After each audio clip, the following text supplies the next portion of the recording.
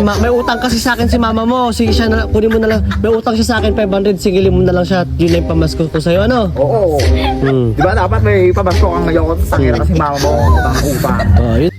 Yung ang handa mo lang nun, isang pansit lang at saka wala pang lechon. Ito lang bibigay ko sa'yo. 6, 8, 10. Ano? Yan, Okay na maganda yan. kasi kayo ng marami, ng may lechon, para di malaki din bibigay. Kapal ang mukha nyo, magmamano kayo. Wala naman handa ng binyag wala nyo. na kayo pinakain na lechon. Kuya, may inanak ka sa labas. May inanak. Nakikita sa'yo. Ilan?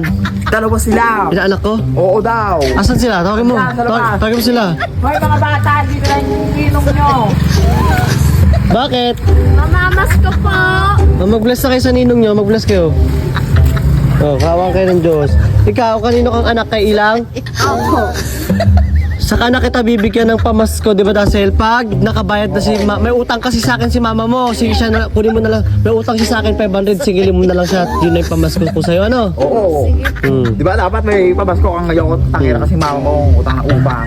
Yun na lang singilin mo si mama mo, ano? At may utang siya sa akin, siya na lang singilin mo. Oo, Makakalis ka na. Hindi ka na.